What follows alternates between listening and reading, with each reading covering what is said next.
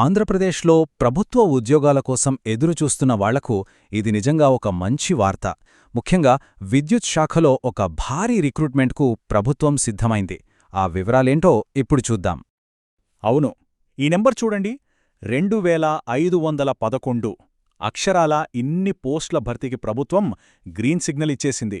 ఇది చాలా పెద్ద అవకాశం కదా. సరే, ఈ 2511 పోస్టులన్నారు కదా, అసలిందులో ఏ ఏ ఉద్యోగాలున్నాయో ఇప్పుడు వివరంగా చూద్దాం. ఇందులో మేజర్గా 2 రకాల పోస్టులు భర్తీ చేయబోతున్నారు. ఒకటి జూనియర్ లైన్మ్యాన్, ఇవి ఏకంగా 1711 ఉన్నాయి. ఇక రెండవది అసిస్టెంట్ ఎగ్జిక్యూటివ్ ఇంజనీర్ పోస్టులు, ఇవి ఒక 800 వరకు ఉన్నాయి. అంటే 2 కేటగిరీల్లోనూ పెద్ద సంఖ్యలోనే ఖాళీలున్నాయి.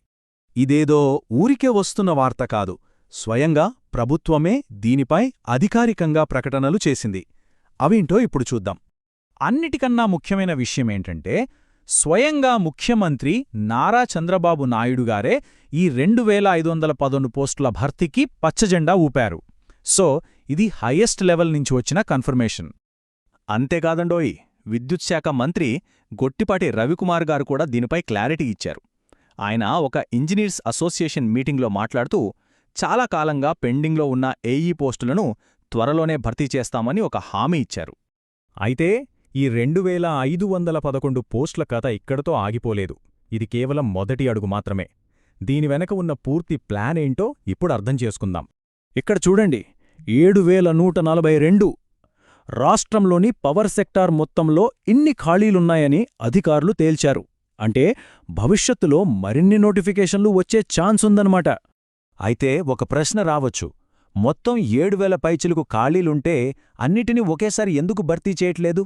దానికి కారణం ఫినాన్షియల్ బర్డెన్.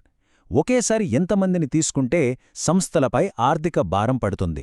అందుకే ప్రభుత్వం చాలా తెలివిగా ఫేజుల వారీగా రిక్రూట్మెంట్ చెయ్యాలని నిర్ణయించింది. అందులో భాగంగానే ఇప్పుడు మొదటి ఫేజ్లో ఈ 2511 పోస్టులను భర్తీ చేస్తుంది.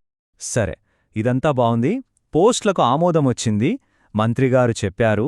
కానీ అభ్యర్థులందరూ మెదళ్లల్లో ఇప్పుడు ఒకే ఒక ప్రశ్న, అసలు నోటిఫికేషన్ ఎప్పుడు? అవును, అందరూ ఎదురుచూస్తున్న ప్రశ్న ఇదే, నోటిఫికేషన్ ఎప్పుడు అని. ఈ ప్రశ్నకు సమాధానం త్వరలో ప్రభుత్వం విడుదల చేయబోయే జాబ్ క్యాలెండర్లో ఉంది.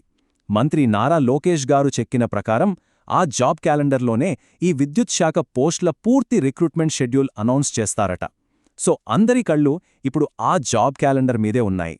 సో ఫైనల్గా చెప్పొచ్చేదేంటంటే, ఒకటి మాత్రం క్లియర్, విద్యుత్ శాఖలో ఒక పెద్ద రిక్రూట్మెంట్ డ్రైవ్ జరగబోతోంది.